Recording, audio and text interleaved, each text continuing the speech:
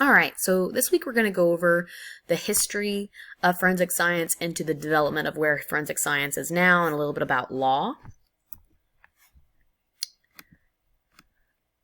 So forensics comes from the Latin word forensis, which means forum. So basically, as far back as anyone has records of, people to solve a criminal case started off initially as like no science at all backing it up. Basically, so we have records of Romans would get together, someone would accuse someone of a crime, and basically there'd be a public forum. What that means is like they would speak in front of a crowd. And basically the two parties would, accuse, and the other person would say, no, I didn't do it. Obviously more technical than that, but that's literally it, is they would talk back and forth. And then after hearing the two sides of the story, the public that was there would decide if they were guilty or not. So like that's as specific as they got back then. There was no science, no proving it. It was just listening to the two sides of the story.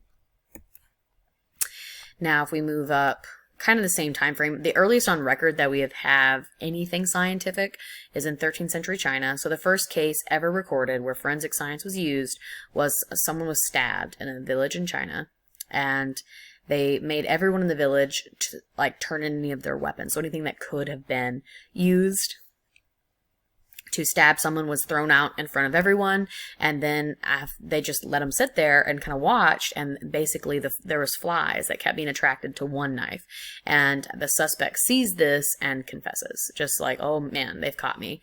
And at this point in time, like, that would have been kind of like, it would have probably worked because they didn't have bleach, they didn't have good soaps, so there actually probably was still blood residue on his knife, even if he had rinsed it off. Now, that's our first case that we have on record with science being used, but I mean, really we continued to not use science for a long time after that. So it didn't really start being used at all, like any kind of science being used at all on a regular basis till the 1800s. So this is Matthew Orfilia. This is about 200 years ago, and he is considered to be the father of forensic toxicology. So not the father of forensic science, the father of forensic toxicology, because he was the first chemist who published the first scientific paper on how to detect poisons and their effects on animals. So during this time frame, about 200 years ago, up until 100 years ago, probably, maybe even a little later, it was really, really easy to poison someone and get away with it, because there was very few people who studied toxicology and had any idea of how to detect poisons in a deceased person. It was really, really hard to tell, and some of them we had no test for at all. So basically, in 1814, Matthew Orfilia was one of the first ones that started trying to prove that he could test for poisons inside a corpse. Now, it still was a very rudimentary process, was not great tests. It did not get better for quite some time after this, but he started it. So one of the first cases, it keeps clicking off of it, that we have of his is Mary Lafarge. So this was a very popular crime case when it was around. So during 1816 to 1852, she was, so that's when she died, 1852. She was charged in 1840. So this would have been when Matthew Orfilia was already pretty popular. People trusted his ability to find poisons, and this woman was a young woman who was married to a man who she didn't want to be married to. She'd already tried to like get a divorce, but that wasn't allowed at the time. And basically she poisoned him with arsenic. And because of the fact that she was like a woman of like high class, and the fact that she was a woman that was on trial, made it a very popular case. So it was, everyone was paying attention to it. Now, he did his tests on arsenic. That was kind of like what he's best known for, is how to test for arsenic in a body, and he found that the arsenic that she had in her house matched the arsenic in high doses in her husband's body. So she was convicted. So we started to understand how to test for poisons all the way back to 1840, which is like almost 150 years ago, or I guess a little more than 150 years ago. Can I do math? Now we're moving up in time. So it was 1840. Now we're into 1879. And we have Alphonse Bertillon. Now he's the father of criminal identification. So Again, anytime I say a father of something, like they're probably going to come up on a quiz or a test to match who they are. You're going to hear a lot about Bertillon this week. We have an article and a lab on him. He did other things, not just criminal identification, but that is what he is the father of. He developed a system called anthropometry.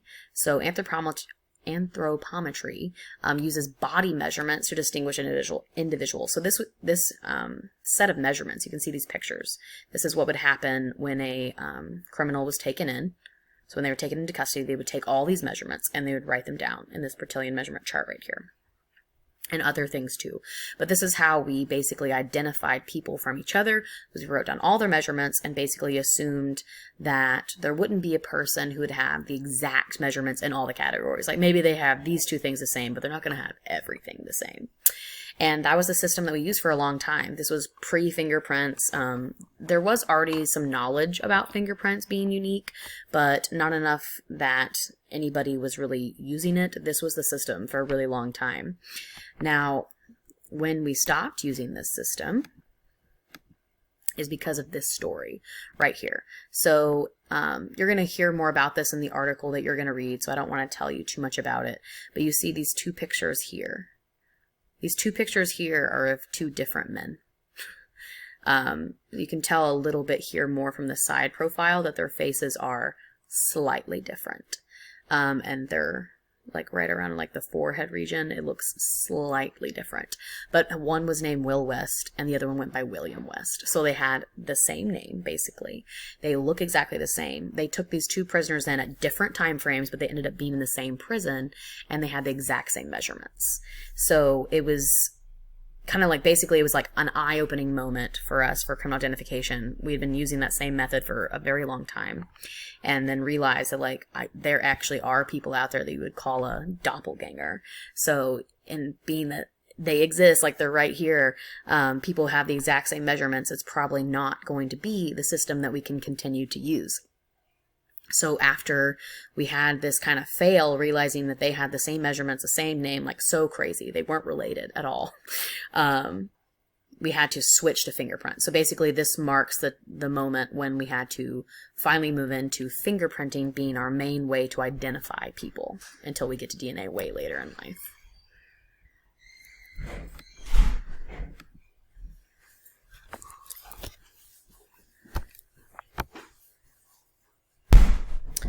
So now just moving up in time frames, you can see that we're getting closer to 1900.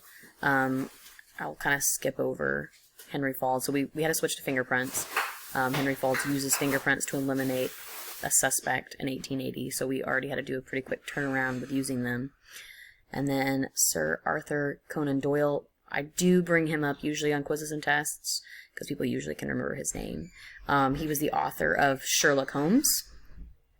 Now, that doesn't seem like it's super important, but he actually made a pretty big wave. So before 1887, or really even continuing on after this a little bit, but definitely pre-1887, all the 1800s, science, even though it was starting to be used and some people knew about it and knew how to make tests and things, it was not heavily used. In fact, it was kind of frowned upon. There were, and you got to think about the kind of people that are existing now. They were not highly educated. Hardly anyone was educated. And if they were educated, we're talking like reading and writing. They weren't being taught about how to catch criminals through science. But with Sir Arthur Conan Doyle, he created this story, Sherlock Holmes, and it became a really popular series. Like, a lot of people loved these books, and why that mattered was basically people finally were starting to see the CSI using science to catch bad guys, to find all the evidence. They started seeing it as something that should be happening. Before that, no one just really thought about using evidence, which was like, it sounds crazy to us, but this really was the beginning of when we thought that you shouldn't be able to solve a crime unless you have the evidence to back it up. So basically he like started popularizing it.